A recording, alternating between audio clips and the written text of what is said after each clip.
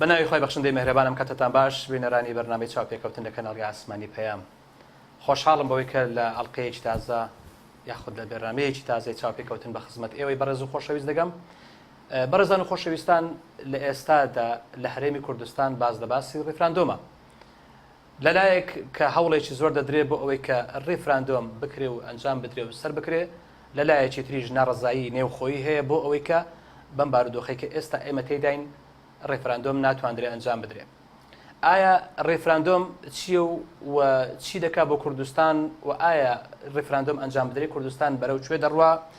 و هەروەها ئەگەر هاتوو ڕێفراندۆم ئەنجام درا هەڵوێستی نێودەوڵەتی و هەروەها ئیقلیمی چۆن دەبێت و ئایا زمینە سازی کراوە بۆ ئەوەی کە لەگەڵ وڵاتانی زلهێز و وڵاتانی ناوچەکە هەروەها لەگەڵ بەغدا بۆ ئەوەی کە بتواندرێت قسە بکرێت لەسەر مەسەلەی ڕێفراندۆم بەجددی و بتواندرێت کورد هەنگاوێکتر بستە پێش. دیارە ڕێفراندۆم بەرەو کوێمان دەبا ئەمە ناونیشانی بابەتەکەی و بە میوانداری زۆر بەڕێز دکتۆر کامەران منتگ مامۆستای زانکۆ لە خزمەت ئێوەی بەڕێز و خۆشەویستین. مامۆستا جان زۆر سپاسان دەکەین بۆ ئەو دەرفەتە. من دەمێت لەوە دەست پێ بکەم بە هەر بە شێوازێکی سادە ڕێفراندۆم لای تۆ چ دەگەیەنێ؟ خۆی لە ڕووی یاسایەکەوە ڕێفراندۆم ئامرازەکە بۆ پێوانەکردنی ڕای گشتی. کاتێک تۆ دەتەوێت دەربارەی مەسلەیەک لە مەسلە گرنگەکان ڕای خەڵک بزانانی هەوڵ دەدەی ڕێفراندۆم بەکاربێنی. ڕێفراندۆم لە زۆر حالەتدا ئەو ڕێکخراوانەی کە لە ڕێفراندۆم دەگیرێت ئەوەیە کە بە سوورانەوەیەکی لە پەرلەمان تێدەبێن، واتە کارێکە لەبەرەوەی خەڵک پەرلەمانی هەڵبژاردیە بۆ ئەوەی نوێنەرایەتی بکە. کاتێک لە پەرلەمان هەندێک مەسائلی ئاڵۆس هەیە لە پەرلەمان ناتوانێت چارەسەر بکرێت، بەڵام پەرلەمان مانگێستا حکومەت پەنا بۆ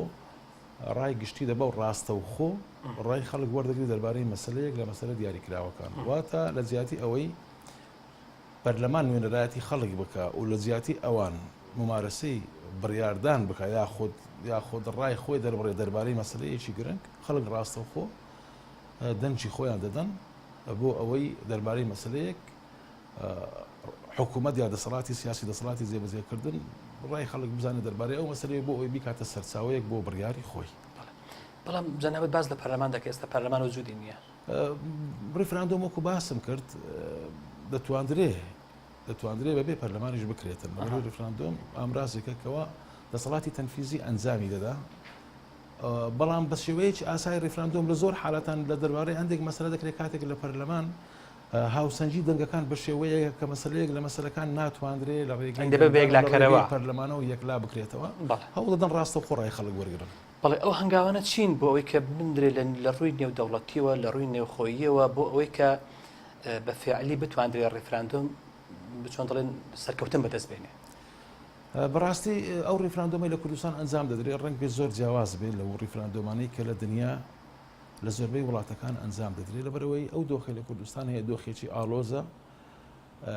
دۆخێکە کە لەسەر ئاستی ناوخۆ لەسەر ئاستی هەرێمی لەسەر ئاستی نێودەوڵەتی ناوچەکە بە قۆناغێکی زۆر هەستیار بە قۆناغێکی وادا دەڕوا کە ڕەنگ بێ چارەنووس ساز بێ بۆ ئەو قۆناغی کە ڕێفراندۆمی لە کوردستان تێدا ئەنجام دەدرێتن زۆر جیاوازە لە قۆناغەکانی تر. بەڕاستی بۆ ئەوەی ڕێفراندۆم سەر بکەوێت زانێت سەرەتا دەبێت بزانین ڕێفراندۆم کاتێک دەربارەی مەسلەیەکی چارەنووس ساز ئەنجام دەدرێت دەبێت بێتە ئامرازێک بۆ یەکبوون بنەماکانی یەکبوونی ئەو کۆمەلگەیە یاخود بەلایەنی کەم زۆرینەی کۆمەلگەکە فراهەم بکرێت و بێتە دی. لەسەر ئاستی هەرێمی و لەسەر ئاستی نێودەوڵەتی هەوڵ دەدرێت زمینە خۆش بکرێت، بەڵام لە هەموو حالەتەکاندا ئاستی ناوخۆ کاریگەری و ڕنگدانەوەی هەیە لەسەر ئاستی هەرێمی و لەسەر ئاستی نێودەوڵەتی. تۆ لە ناوە خۆت ئەگەر توانیت نمونەیەکی باش نیشان بدەیت، ئەگەر تانیت دەسەڵاتێک یاخود سیستەمێک بەڕێوە بەی کە خەڵکی تر چاو لێ بکە، ئەو کاتە ئەوە دەبێتە فاکتەرێکی بەهێز بۆ کاریگەری دەبێت لەسەر هۆکارە نێودەوڵەتی و هۆکارە هەرێمایەتەکانەوەی لە کوردستاندا هەیە بەداخەوە لە ناوخۆ ئێستا ئێمە لە ناوخۆ ئامادەسازی هەیە بۆ مەسەلەیە؟ بەڕاستی من پێم وایە هەموو کاتێک لەسەر ئاستی جەماوەری ئامادەسازی هەیە. ئاستی کوردستان ئێمە دەبێت جیاوازی بکەین مەسەلەی ڕێفراندۆم وەکو بەڵام پێدوانی ئێستاش خەڵک دابەش بووتە سەر حیزبەکان. بە ئەفکار بیر و باوەڕەکەی خۆم ئەگەر بوارم بدەیت، ڕێفراندۆم وەکو ئامرازێک بۆ سەربەخۆی یاخود خەڵکی کوردستان بۆ ئەوەی دەنگ بدا بۆ سەربەخۆی من پێم وایە کێشێک لە بۆ ڕێنیە. لەبەرەوەی خەڵکی کوردستان دەیان ساڵە خەبات دەکا و قوربانیدا لە پێناو سربەخۆبوون و ئەوەی تاوەکو ئێستا ڕێگر بووە لە سربەخۆیی ئەو هێزانن کە ئێستا کوردستان بەڕێوە دەبن لە دوای ڕاپەڕین خەڵک زۆر پێی ناخۆش بوو هێزە سیاسەکانی کوردستان بستنەوە بەغدا و دانوستان بکەن لە دوای ڕوخانی ڕژێمی عراق خەڵک داوای ئەوەی دەکرد کە پێویستە لە عراق جدابینەوە لەبەر ئەوە مەسلەی ڕێفراندۆم و مەسلەی سربەخۆیی و مەسلەی جیابوونەوە لە عراق مەسلەیەکی جەماوەری و من پێم وایە زۆرینەی هەر زۆری خەڵکی کوردستان لەگەڵ ئەوەدایە کێشەی ڕێفراندۆم ئەوڕۆ لە کوردستان لە خودی ڕێفراندۆمەکە نیە لەوەیە کە ڕێفراندۆم کراوەتە ئامرازێکی ململانەی سیاسی لە نێوان حیزبەکان ئەو دۆخەی کە دروست کراوە گومان دەکاتە سەر ئەوەی کە ڕێفراندۆم لە پێناو ئامانزە ڕاستەقینەخۆی خۆی بەکار بێتن ئەوەی بۆ نمونە ئێستا پارتی دیموکراتی کوردستان کە ئەو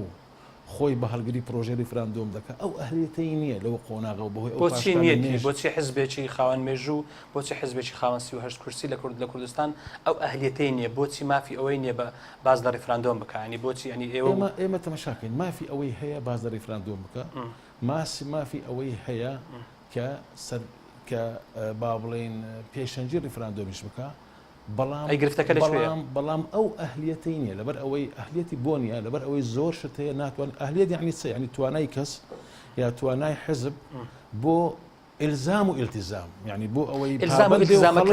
ئیلزام و ئیلتیزامەکەی ئەو حزبەی کە هەڵگری بیرۆکەی ڕێفراندۆمی ئێستا لە کوردستان نەیتوانیوە هەڵ بکات لەگەڵ هێزەکانی زارێ بەر لە هەموو شتێک نەیتوانیوە بەرامبەرەکانی ئیلزام پێ بکات و نەیتوانیوە بەرامبەریشیان ئیلتیزام بکات لەبەروی کۆمەڵک کێشەی هەیە پارتی پەرلەمانی کوردستانی هەڵوەشاندەوە یاخود لە کاری خستووە پارتی کێشەی لە هەگەڵ هەموو حزبەکان هەیە لەسەر ئاستی هەرێمایەتی کێشەی لەگەڵ عراق هەیە کێشەی لەگەڵ ئێران هەیە یعنی لەسەر ئاستی نێودەوڵەتی ئەمە بینیمان ئەو شاندی ڕێفراندۆم کەسوە بەلجیکا بە چ ئاستێک بە چۆن پێشوازی کرا لە زیاتی ئەوەی مەسەلەکە لەسەر ئەوەی بێ ڕێفراندۆم بێ و لەسەر مەسەلەی ڕێفراندۆم و چارەنووسی کورد بێ مەسەلەکە بۆ سەر ئەوەی کە تۆ بۆ دەسەڵاتت قوڕەخ کردووە بۆ پەرلەمانت ستۆپ پێ کردو ینی بابەتەکان لە ڕێڕەوی سروشتی خۆی لایەندا کە شاندەکە بۆی چوو بوو لەبەر ئەوە بۆ ئەوەی ئەو ئەهلێتە بگەڕێتەوە دەبێت کۆمەڵگەی کوردی فاکتەرێکی هاوبەش ببینێتەوە ئەو فاکتەرانە وا بکاتن کە کۆدەنجیەکە بێ بۆ ڕێفراندۆم ئەو کۆدەنجیە چۆن دروست دەبێت لە کاتێک کە زۆرەکەی کەس ناخوێنتەوە خۆی کێشە لە کوردستان ئەوەیە بەڕاستی کێشەی بنەڕەتی لە کوردستان نەک لە ڕێفراندۆم و پێش ڕێفراندۆمیش ئیرادەی سیاسی حیزبەکان بەڕادەیەکی زۆر لە دەستە خۆیان دانەماوە ئەوەش وا دەکات دەکرێت بڵین کاریگەری دەرەچیان لەسەرە لە دەستە خۆیان نماواتە کاریگەری دەریچیان لەسەر کاریگەری دەرەچیان لەسەریان زەماوەریان لەسەرە چۆن بەبێ گومان کاریگەری دەرەچێکە زۆر زیاترە لە کوردستان زەماوەر لاوااسترین فاکتەرە دەنجی خەڵک لاوااسترین فاکتەر بەڵام ئەوان هەمیشە باز لەوە دەکەن کە ئێمە ئەوەی دیکەین لە بەرژەوەندی خەڵک دەکەین ئەوەی کە دەکەین لە پێناوی خەڵکە زەنابیش دۆکە دکتۆرێک و وەکو ئەمسایەکی زانکۆ و شارەزایەک لەباری سیاست دەڵی زەماوەر ینی لاوازترین فاکتەرە بەدەست تۆ لە هەموو حزبەکانی دنیا نمونەیەکم پێ بڵێ گوتبی ئێمە لە بەرژەوەندی خەڵک کار ناکەین بەڵام ئەگەر لە ئەوروپا سیرکەین دەبینین ئەگەر بواشیان وت بێ بەڵام جێبەجێیان کردووە خۆی ئێمە تەماشاکە دائیمەن بەراوردکردن لە مابینی دوو شت دەکرێت ڕووی ئەکادی دوو سرشت لە ڕووی سرشتەوە لێک نزیکن ئێمە کۆمەڵگەی ئێمە ناکرێت بەراورد بکرێت و سیستەمی سیاسی لە کوردستان ناکرێت بەراورد بکرێت لەگەڵ ئەوروپا بەڵام بە شێوەیەکی گشتی هیچ حزبێک نییە لە دنیا نەڵێ من لە پێناو بەرژەوەندی خەڵک کار دەکەم من لە پێناو چارەنووسی خەڵکو و دەستکەوتێنانی زیاتر کار دەکەم بەڵام لە کوردستان بە هەمان شێوە دەڵێن بەڵام ئەوەی لە واقعەکە دەبینە ڕێک پێچەوانەی ئەو دروشمانەیە کە بەرز دەکرێتەوە لەبەر ئەوەی دەنگ تۆ تەماشاکە لە دو هەڵبژاردن یەکێتی نیشتیمانی کوردستان دەنجی زۆر کەم هێنا بەڵام دەسەڵاتی کەم نەبووە لەبەرچی لەبەر ئەوەی قووەت یەکێتی نیشتیمانی کوردستان لەو کورسیانە نەبوو کە بەدەستی هێنا بەڵکو لەو هێزە هەرێمایەتیە بوو کەوا پشتی دەگرت پارتی دیموکراتی کوردستان ئێستا لە لاوااسترین دۆخیدایە بەڵام ئێستا وا دێتە بەرچاو کە پێشەنگایەتی حرەکەی کوردی دەکات لەبەر ئەوەی پارتی دیموکراتی وەکو باسی کرد کۆمەڵک خەیرانی ناوخۆی حزبی خۆی هەیە کۆمەڵک کێشەی لەگەڵ حیزبەکان هەیە لەسەر ئاستی هەرێمی قەیرانی زۆر دروست کردیە لەسەر تەنها تورکیا بەدەستماوە تورکیا دەبینی دەوڵەتێک کە دوای ئەمە بەهێزی پارتیە یان بێدەسەڵاتی حیزبەکانی ترە هەردووکە خۆی دائیمەن تۆ کە دوو لا ململانێ دەکەن لایەکیان بۆ بێهێزی لایەکیان دەبێتە هۆی ئەوەی لایەکەی تر بەهێز نیشان باش بێهێزی حیزبەکانی تر تۆ تەماشاکە تاوەکو ئێستا حیزبەکانی تر بەڕاستی لە چوارچێوە ڕەخنەگرێکی سیاسی دەرنەچوونە تاوەکو ئێستا مبادرەکان پرۆژەکان چی دەست بکەن؟ پێشخەریەکان چی لەلای بکەن؟ لەلایەن پارتی دموکراتی کوردستانەوەیە ئەوان ڕەخنەی لێ دەگرن لەوەی قسەیەکی تۆلستۆن دێتە بەرسات هاتەوە بیر تۆلستۆی دەڵێ من و ڕەخنەگرەکانم جیاوازیمان ئەوەیە دەبێت ئەوان چاوەڕێ بکەن تا من قسەیەک دەکەم شتێک دەنووسم ئینجا ئەوان ڕەخنە بگرن حزبەکانی کوردستان وەکو ڕەخنەگرەکانی تۆلستۆیان لێ هاتیە چاوەڕێ دەکەن تاوەکو پارتی شتێک دەکا ئەو کاتە ئەوان ڕەخنە دەگرن و هەڵ یعنی ئەوان دەست پێشخەرنین و پرۆژەیان پێ نییە چی بکەن مەسەرەن بۆ نمونە ئەوەی کە جەنابەت پێ دەڵێت لەو بارودۆخەت شەق بەستۆی کە ئێستا هەیە لە کوردستان یعنی لێی دەرچین یعنی هەر حزبە و جگە لەوەی کە لە شعار و دروشمی خۆی چی هەیە بۆ خزمەتکردن بۆ کوردستان ئەوە شتێکی ترە بەڵام هەر هەمویان لە بەرژەوەندی کوردستان بێن شتێک بکەن کە میلەت ڕازیکەن میلەت ینی وەکو چۆن دەڵێ هەیبەت بجارنەوە بۆ ئەو میلەتە چ لە ڕووی سیاسیە لە ڕووی ئابووریە لە ڕووی کێشەی گەورە لە کوردستان ئیدارەکردنی ململانەیەکانە ئەو ململانیانەی کە لە کوردستان ئەنجام دەدرێت لە نێوان حزبەکان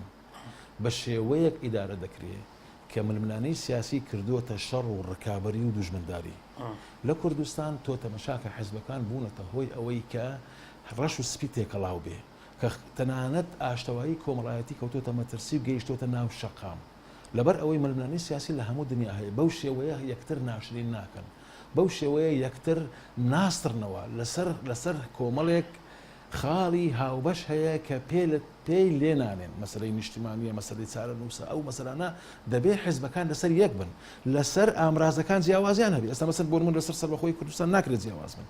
پێدوایە جیاواز بن من ئەوەی کە ببینم هەر حزبە و دەڵێ پرۆژەیەکی سەربەخۆی پرۆژەیەکی مافی چارەنووسی گەلی کوردستانم بەدەستەوەی و پێمە بەڵام ئەوەی کە ئێستا ڕێگرە ئەوەیە کە ئێمە ڕێگنین کۆگنین ناتوانین هەمومان بەیەکەوە لەسەر سیغەیەک ڕێککەوین من وەکو باسم کرد کە دەڵێ پێمە شتێکە و کە دەکاوێت کە دەی خاتە بواری پراکتیک و جێبەجێکردنەوە شتێکی ترە ئەوەی ئێستا پرۆژەکەی خستۆتە بواری جێبەجێکردن هاوشیتە گۆڕەپانی سیاسی لە کوردستان پارتی دموکراتی کوردستانە کەواتە ئەوانی تر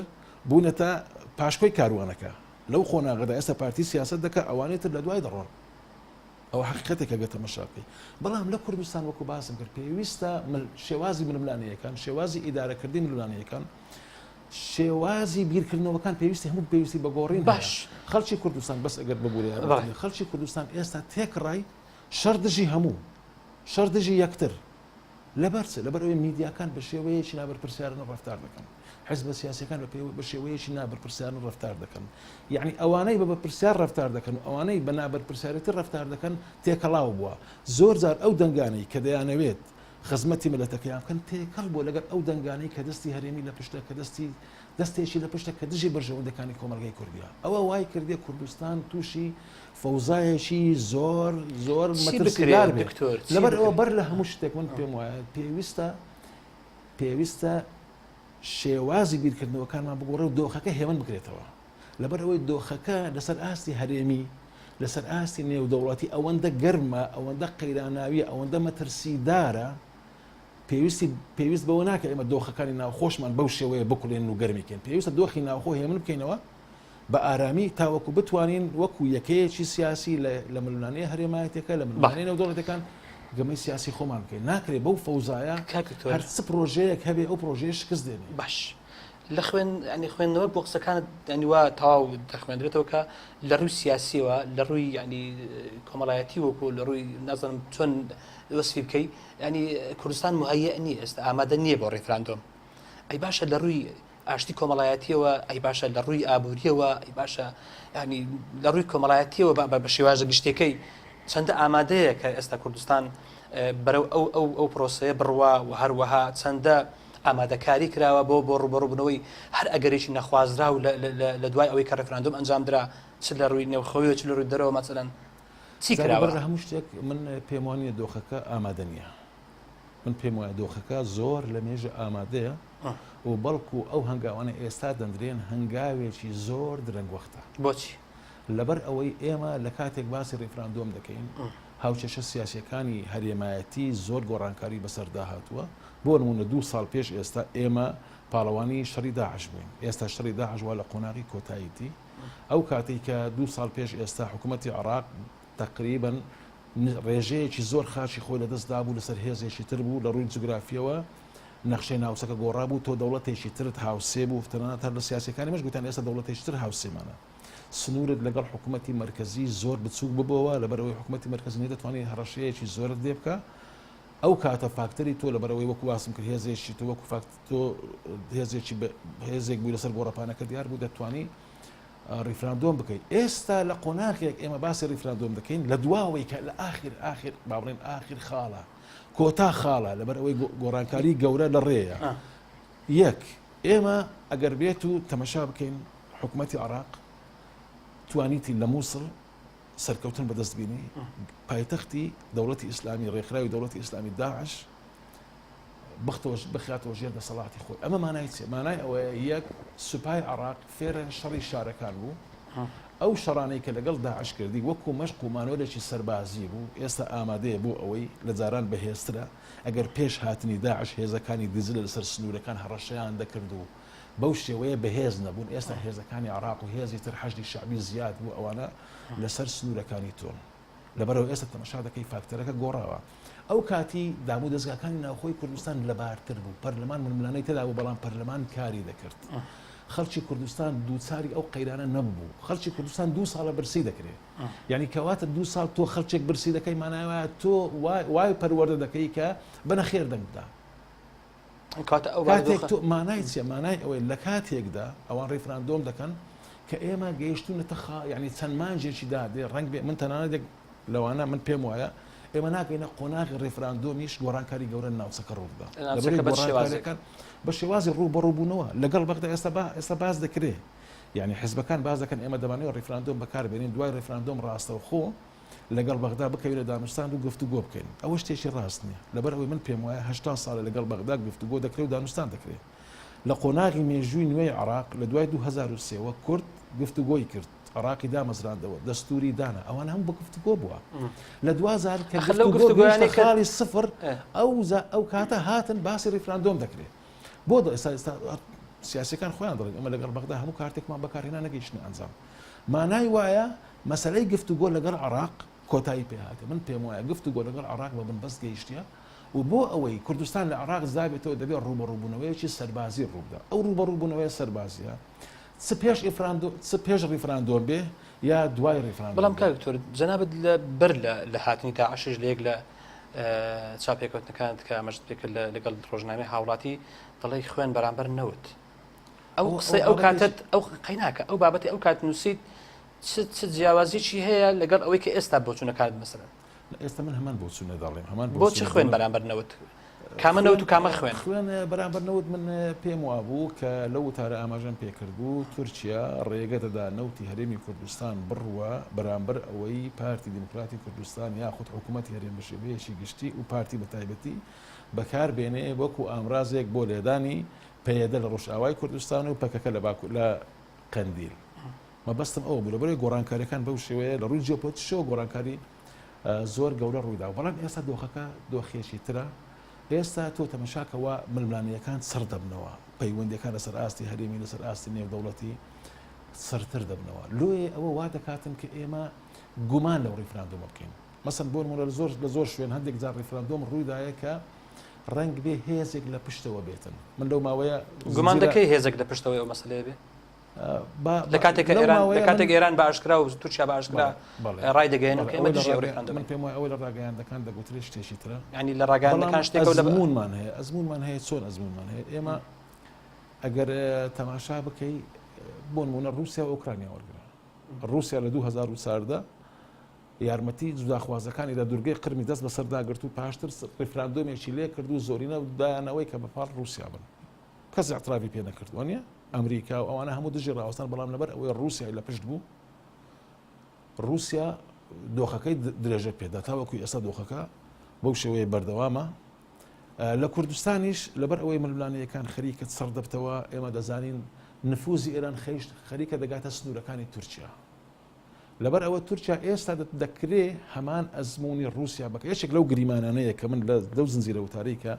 ماوەیەک پێش ئێستا لە سایتی شارپرس بڵاوم کردەوە بە ناوی مانیفێستی قۆناغێکی نوێ لە بەشی پێنجەمی ڕیفراندۆم و کورسی سەرۆکایەتی هەرێم کە پێکەوە بەستنەوە کۆمەڵێک سیناریۆم خستە ڕوو. لە یەکێک لە سیناریۆیەکان من پێم وابوو ئەگەری ئەوە هەیە تورکیا لە پەنای ئەو ڕیفراندۆمە بێتن لەبەر ئەوە بۆ ئەوەی لە ڕێگەی ئەو ڕیفراندۆمەوە چونکە پێش ئێستا کادیرەکانی ئاک پارتی تەنانەت ئەو دواییەش دوای ئەوەی کەوتارەکەشم نووسی وەزیری دەرەوەی تورکیا گوتی ئێمە اعتراف بەو دەوڵەتی کوردستان دەکەین ئەگەر بێت و ڕابگەاندرێت بە مەرجێک وەکو قبرسی ڕۆژهەڵات بێ واتە لەژێر کۆنتترۆلی خۆیان بێ ئەوە گریمانەکەی زیاتر دەکات کە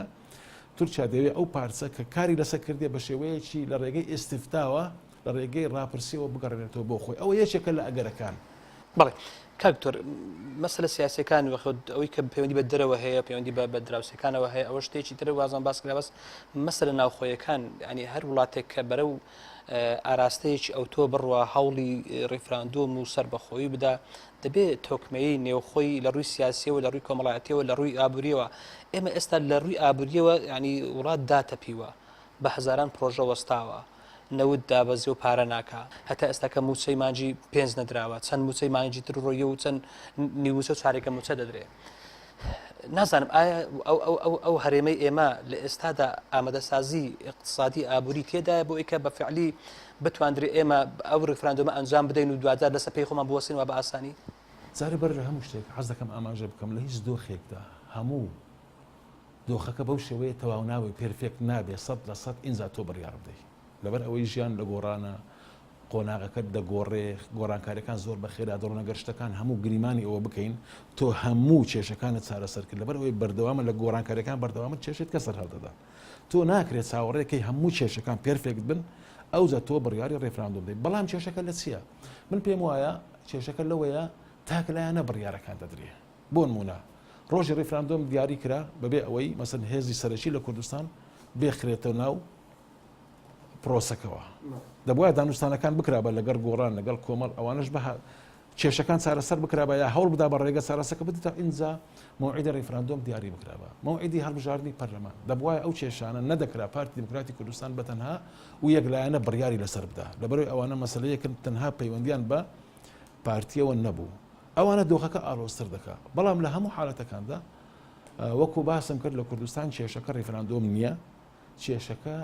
ئەوەیە ئەو گومانانەی کە لەسەر ڕێفراندۆم دروست بووە چین ئەو گومانانەی کە لەسەر ڕێفراندۆم دروست بووە کە من پێم وایە وەکو باسم کە لەسەرتا پارتی ئەو ئەهلێتەی نییە بە تەنها ئەو پرۆژەیە بڕێوە بە پارتی ناتوانێت خەڵک التزام بکە ئەگەر ڕێفراندۆم مەبەستی ئەوەیە تەنها لە دەڤەری زەرد بیکە ئەوە وەکو باسم کردەوە ئەو سیناریۆیە کە دەیەوێت دەڤەری زەرد بە تورکیا بچێنتەوە ئەو لە دوای نوهەتەوە سلێمان دیمیری قەنەعەتێکە بۆ دروست بووە یان پشت ئەستوری بە بەڵگا بەچی من دراستم لەسەر ئەو دۆخە کردو من شتم لەسەر نووسیوە لەبەرەوەی من لە خۆمەوە قسە ناکەم تۆ تەماشاکە ئێستا ئەمە پێشتر بەدەیان یعنی لە میدیاکان هەمووی دەڵێ بارزانی کاتێک سەرۆکی هەرێم بووە دەسەڵاتەکانی لە دێگەڵە نەدەپەڕیەوە وانە کەواتە ئەو ئێستا بڕیاریدا لەسەر ڕێفراندۆم ئەگەر بێت و نیوەکەی تری پشت دێگەڵا ڕازی نەکاو لەگەڵیان پێکرێ مانای وایە ڕێفراندۆمەکە بەس لەولایە نەدەکرێت بەڵام تۆ وتت ینی لە سەرەتای بەرنامەکەوت خەڵک هەمووی پێی خۆشە ڕێفراندۆم بکرێ ئەوە ڕێفراندۆم شتێکە مەسلەی ڕێفراندۆمی کوردستان و شتەکان با تێکەڵ نەبێ من پێم وایە خەڵکی کوردستان لەگەڵ ڕێفراندۆمە خەڵکی کوردستان لەگەڵ ئەوەی بێتەوە لەگەڵ ئەوەیە کە خەڵکی کوردستان لەگەڵ عڕنایە لەگەڵ عراق زۆرینەی خەڵکی کوردستان بۆ ئەو قەنەعەتەی بۆ دروست بووە کە ئەو ڕێفراندۆمە بۆ سەربەخۆی نییە بۆ ئەو ڕێفراندۆمە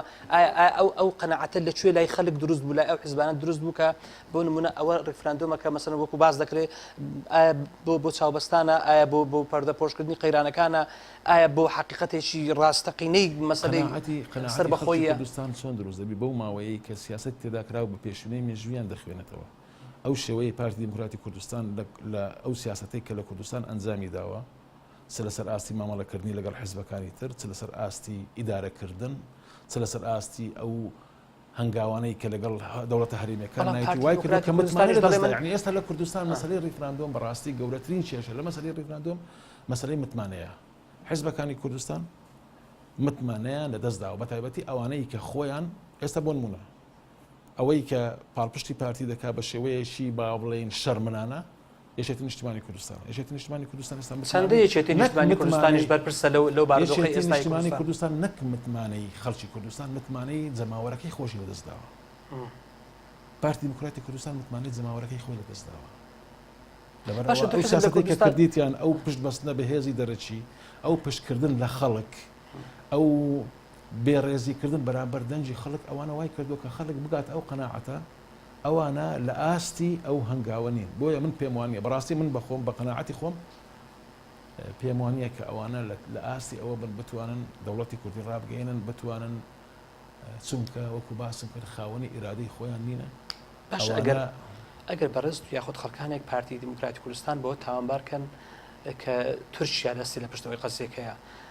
ئەی یەکێتی نیشتمانی کوردستان لە زۆنی سەوزە هەمیشە لە کوردستان وا بۆ دەڵێن ئەو عایدی ئەو لای ئەوش عایدی ئەو لایە. من ئاماژەم پێ کرد تازە لە ئەرەدوو توێ بەرنامەکەی بەڕێزت ئاماژە پێکرد گوتن یەکێتی نیشتمانی کوردستان لە دوا هەڵبژاردن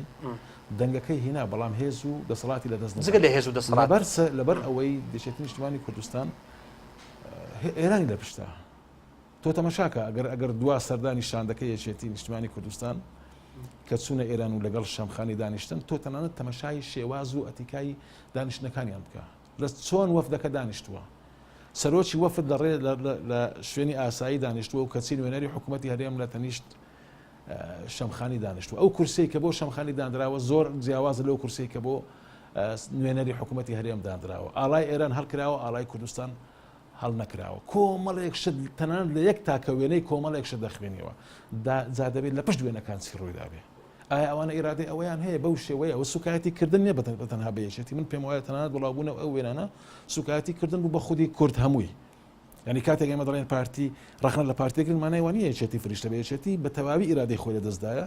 یەکێتی ئێستا ئێمە دەزانین چەندین باڵە یعنی تووشی قەیرانێک بووە ئەوە یەکێتی ڕاگرتیە لە ناوەخۆ بە بۆچوونی من تا ڕادەیەکی زۆر پارتی دیموکراتی کوردستانە پارتی دیموکراتی کوردستان یەکێتی ڕاگرتیە بۆ ئەوەی بێهێنێتەوە بە شێوەیەکی لاواز تاوەکو لە پێناو سیاسەتەکانی خۆی بەکاری بێنێ. دکتۆر حەز دەکەم بسمە ناوبڕێک بەڵام دەمەوێت پرسیاری خەڵک کە ئەویش ئەوەیە زۆر گرنگە لە ئێستادا زۆر باس لە مەسەلەی ئەوە دەکرێت کە ئاخۆ ئەگەر ئەو ڕێفراندۆمە ئەنجام درا 2000 چۆن دەڵێ بە شێوازێک لە شێوازەکان ئێران یاخود تورکیا یاخود عراق ئابلوقەیەکی ئابووریان خستە سەر هەرێمی کوردستان بۆ نمونە دەرگایی سنوورەکانیان داخست ئەو کاتچی پێتان وایە کە ڕێفراندۆم ئەنجام بدرێت تووشی حاڵەتێکی لەو زۆرە دەبین دەمەوێت دوای ناوبڕەکە وەڵام بدەیەوە.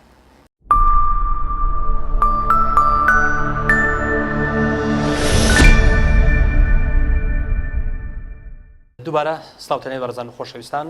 گەڕاینەوە لای ئێوەی بەڕێز و خۆشەویست لە بەرنامەی چاوپێکەوتن لەگەڵ زۆر بەڕێز دکتۆر کامەرەمەندێک مامۆستای زانکۆ. سوپاس مامۆستاجیان کە دکتۆر پێم بڕی لە پێش ناوبڕەکە وتم ئەگەر هاتوو ڕێفراندۆم ئەنجام درا و کاردانەوەی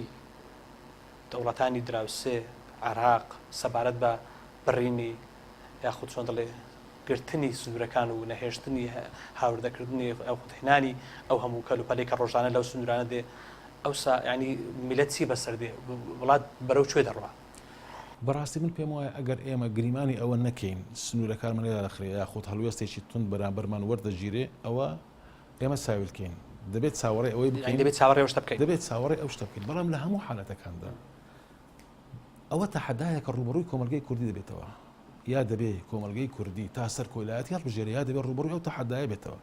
بەڕاستی بە پێچەوانەی زۆربەی ئەو کەسانی کە شتیان لەسەرەوەی نووسیوە هەوڵ دەدەن بەداخەوە من زۆر دڵگرانم بەوەی مامۆستایانی ئاینی کەسانی ڕۆشنبیر خەڵک دەترسێنن ئەگەر بێت و ناتوانانی نانی بخۆی ناتوان خەڵکی کوردستان ئێستا وەکو 2 ساڵ پێش ئێستانە ئێستا گلەی لە بازار دەکرێت لەبەرەوەی بەرهەمەکانی کوردستان نرخ ناکا و نانێردرێتە دەرەوە بواری دەرەوەی بۆ نانێردرێ لەبەر ئەوە بەو ڕەش بینی نییە کە خەڵک باز دەکات ئێستا گەرمی کوردستان تەماشاکە خەڵک بەشێکی زۆر یعنی ژێرخانی کوردستان بەو شێوەیە نییە کە خەڵک باز دەکات بەڵام هەر خودی ئەو بەکارهێنانی ئەو فاکتەرە ئەو ترساندنە من پێم وایە بەشێکە لە شەڕێکی دەرونی خەڵکی کوردستان دەبێت ئەوە بزانێت چێ دەیکاو شەڕە دەرونیە ئەو شەڕە دەرونیە بەشێک لە حیزبەکان دەکەن خۆچی لەبەر ئەوەی وەکو باسم کرد لە کوردستان لە کوردستان ململانەیەکی سیاسی ناتەندروست هەیە تەنانەت مەسەلە باڵاکانی نەتەوەییش خراوەتە ئەو ململانەیە ناتەندروستە یعنی ئێستا مەسەن بۆ نمونە وەکو باسم کرد لە وڵاتان ململانە دەکرێت بەڵام خاڵێک هەیە هەمووان بەیەکەوە کۆ دەکاتەوە لە کوردستان ئەو خاڵەش دەستی بۆ بردراوە لە کوردستان هێز هەیە کاکە ئێستا حکوومەتی عراق بە هەموو توانەکانی خۆی خەڵک دەترسێنێ ئێران خەڵک دەترسێنێ تورکیا خەڵک دەترسێنێ لەبەر ئەوە دەبێت خەڵکی کوردستان بزانێت لەو قۆناغەبی 100 ساڵیت کەبی لە قۆناغی پێشووتر بێ هەر کاتێک بێوێ لە ناو جەرگەی ئەو ململانەیە هەرێمی ئاڵۆزە لەو نەخشە سیاسی ئاڵۆزە ئەگەر بێت و ئیعلانی سربەخۆیی بکە کە ڕیفراندۆم تەنها ئامرازێکە بۆ خستنەوەی ڕای گشتی مانای وانەیە کە دوای ئەوە وەک بە خۆیان دەڵێن یەکسەر سەر بە خۆی ڕابگەێنن یەکسەر دەوڵەتی کوردی ڕابگەێنن بەڵام ئەگەر گریمانی ئەوە بکەین کە دەوڵەتی کوردی ڕابگەێندرێ بێگومان تۆ نەخشەیەک هەڵدەوەشێنیەوە کە تەمەنی زیاتر لە 100 ساڵە ئەگەر تۆ پێت وابێ ئەو نەخشەیە وا بە ئاسانی هەڵدەوەشێتەوە ئەوە ڕنگ بێ هەڵی بەڵام لە هەموو حاڵەتەکاندا خۆ ئەگەریت کەش هەیە ئەگەری ئەوەش هەیە تورکیا و ئێرانیش ئێستا ڕنگ بێتن بەو شێوەیە کە هەیە ئەگەر بێت و قوارەی سیاسیش دروست جارێک قوارەیەکی سیاسی یەکگرتوو لە کوردستان وەکو باسم کرد تا ڕادەیەکی زۆر مستەحیلە بەو ئیدارەکردنی سیاست یەک هەرێمی کوردستان بێت یەک قوارەی سیاسی یەک دەوڵەتی سەربەخۆ ئەگەر ئێمە لەبەرس ئەوەی هەرێمی کوردستان ئێستا کاکە هێڵی بەریەککەوتنی هاوپەیمانەتی جیهانیەکانە زۆر زار نووسیمە و باسم کردو لە ساق پێکەوتنەکان دێگەڵا هێڵێک نییە لە مابینی یەکێتی پارتی دێگەڵە هێڵێکە لە مابینی ئێران و تورکیا لە مابینی رووسیا و چین لەولای ئەمریکا و ڕۆژ ئاوا لەولای یعنی کوردستان بۆتە هێڵی دابشبوونی ململانەکان تۆ بتەوێت دەوڵەتێکی کوردستان لەو دوو پارچەیە کە بە فعلی بوویتە دوو بەش لە مابینی دوو هاوپەیمانەتی جیاوازدا بمەزرێنی و بەو ژێرخانە کەلتوری و سیاسی و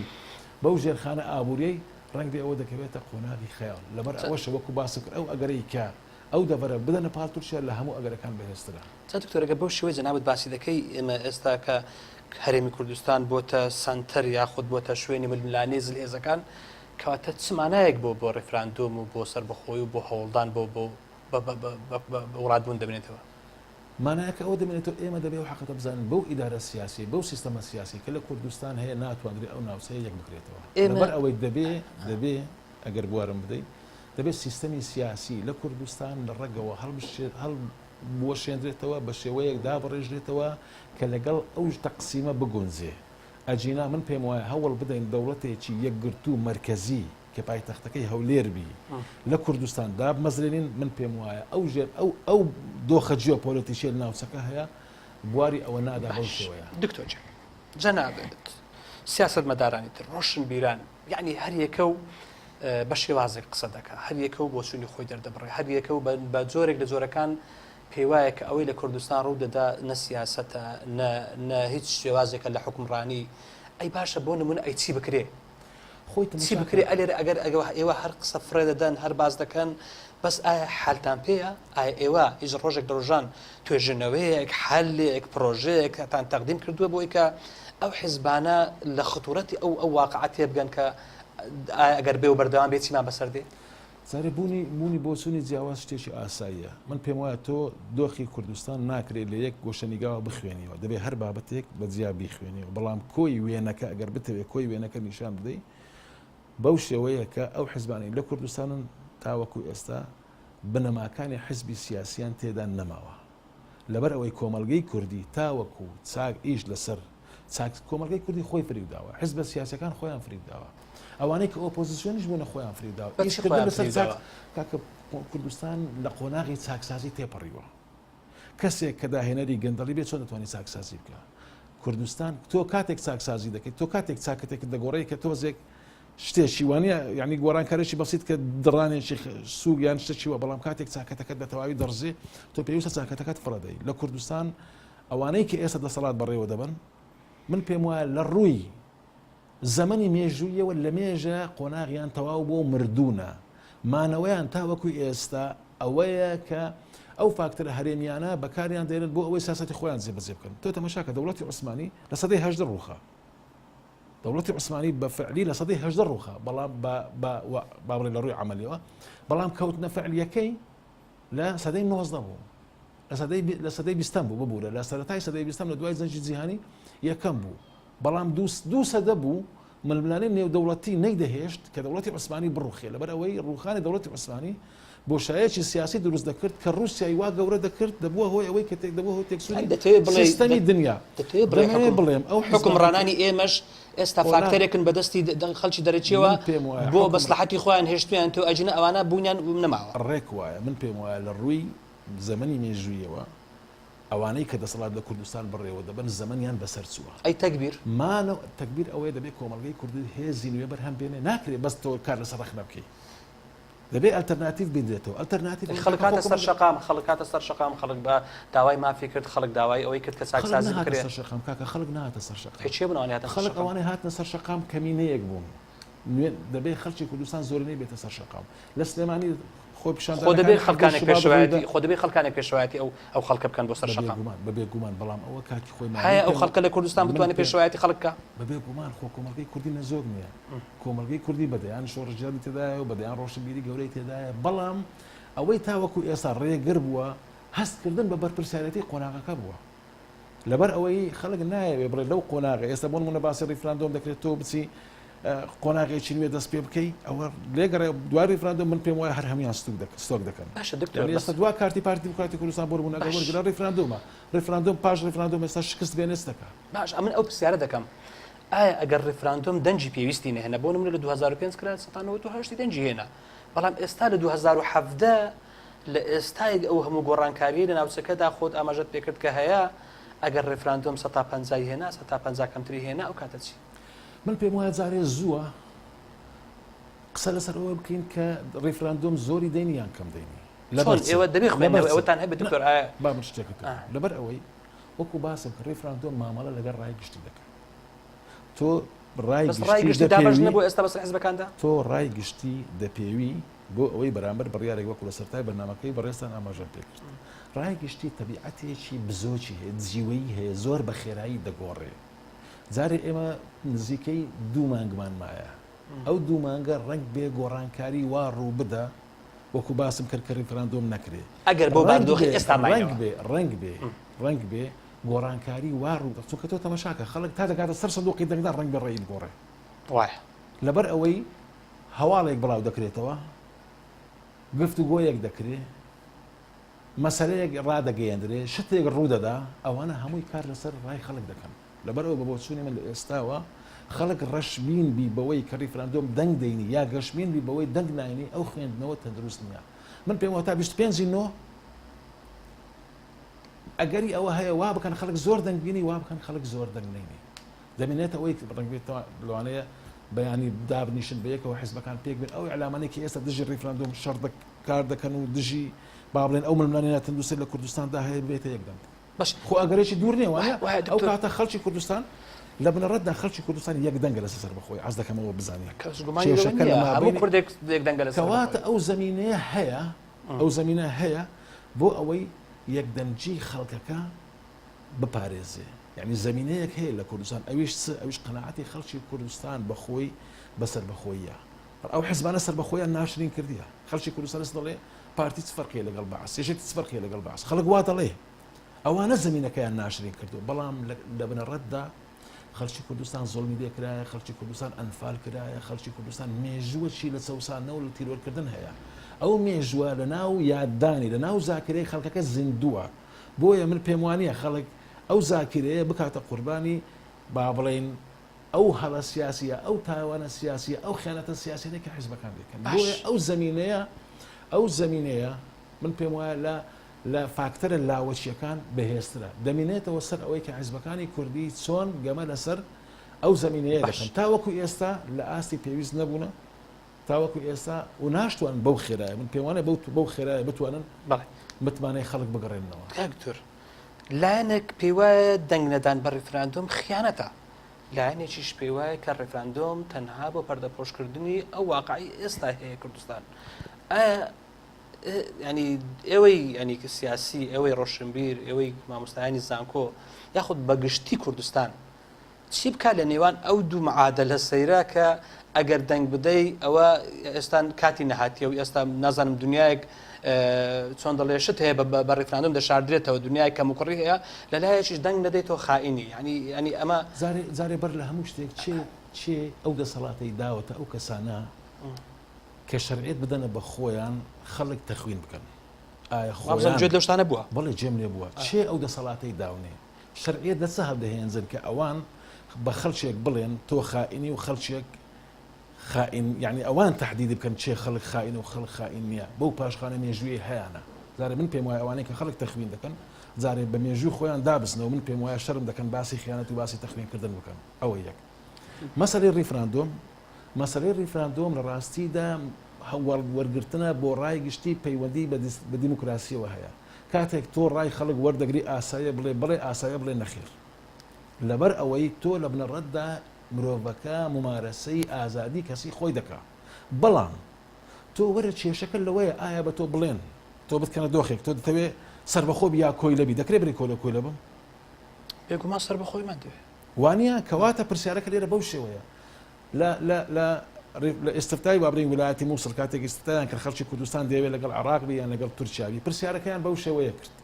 تۆ دەتەوێت لەگەڵ عراق بیان لەگەڵ تورکیاوی نەیانگوتە دەتەوێت سەربەخۆبی دەوڵەتێکی کوردی دابمەزرێ خەڵکێک دەگوت لەگەڵ تورکیا بین و خەڵکێک دەگوت لەگەڵ عراق بین و کەمینەک من پێم وایە ئەو پرسیارانە هەندێک شت هەیە ئەوە گەمەیەکی سیاسی قێزەونە لە بنەڕەتدا لە هەر کەسێک بپرسی تۆ دەتەوێت بە کۆی لەبی لە بەندەستی خەڵکێکی تربی بەڵێ یاخود سەربەخۆ ناکرێ بڵێ کاکتۆر ئێستا ئێمە بمانەوە نەمانەوێ بەشێکی زۆری خاچی هەرێمی کوردستان یاخود با بڵێن کوردستانی گەورە ئێستاش لەو دەبەرەی یاخود بڵێن لە عراقا لە ژێر چۆن دەڵێت دەسەڵاتی عراقدایە یاخود با بڵێن بە شێوازێکی ڕۆنتر ئەو شوێنانە هێشتا نەگەڕاوەتەوە سەهرێمی کوردستان و هەمووشی کوردستانین و هەمووشی خەڵکی کوردی نیشتە جێبووە لەو ڕێفراندۆمەدا ئەو حاڵی چۆن دەبێت ئەوە یەکێک لە کێشەکانە بەڕاستی لەبەر ئەوەی مەسەن کۆمەڵێک شوێن هەیە ئێستا گۆڕەپانی شەڕە مەسەلەی شەنگار ئێستا ناوچەیەکی سەربازیە خەڵکی دەنێ تاوەکو دەنگ بدا تاوەکو ئێستا خەڵک نەگەڕاوەتەوێ بەڵام لە ڕووی جوگرافیەوە حقیقەتێکی پێویستە بیزانین لە 100 ساڵی ڕابردوو تاوەکو ئێستا هیچ دەسەڵاتێکی سیاسی کوردی ئەوەندە خاکەی لە ژێر دەست نەبووە ئێستا لە هەموو کاتێک لە ڕووی جوگرافی و لە ڕووی ئەوەی کە دەسەڵاتی کوردی بگاتە سەر پانتایی جوگرافی هەرێمی کوردستان من پێم وایە لە دوای 2014 کوردستان توانی دەست بەسەر ناوچەیەکی زۆر دابگری ئێستا هێزەکانی پێشمەرگە لە حەمرینن لەبەر ئەوە ئێستا لە ڕووی ئەوەی کە ناوچەکان لەژێر دەسەڵاتت بی ئەو ناوچانێککە پێشتر پێ دەگوترا ناوچە کێشە لە سەرەکان ئەو ناوچانە ئێستا بە شێشی زۆرینەی هەر زۆری گەڕاوەتەوە ژێر دەسەڵاتی پێشمەرگە لەبەر ئەوەی ئێستا من پێم وایە لەو شوێنانەی کە خەڵکی تێدایە بە تایبەتی کوردی زۆرتر تێدایە لەو شوێنانە ناوچەیەکی لەبار دەبی بۆ ڕێفراندۆم بەڵام شوێنی تر هەیە ناکرێ لەبەرەوەی وەکو باسم کرد شەنگار ناکرێ مەسلەی وڵاتانی زلهێز بۆ نمونە ئەمریکا بریتانیا رووسیا فەڕەنسا ئەڵمانیا مەسەلەن ئەو وڵاتانە کاریگەریان هەیە لەسەر داڕشتنەوەی چۆن دەڵێ نەخشەی ئێستایی دنیادا و لە ڕابردوو شەهر کاریگەری خۆیان هەبووە ئەوان زۆر جار ینی ئایا بە بابی مجاملە بێ یاخود بە حقیقەت بێ باز لە پاڵەوانتی هێزی پێشمەرگە دەکەن باز لە مەسلەی کورد دەکەن کورد شەڕی دنیا دەکات لە جیاتی دنیا شەڕ دەکات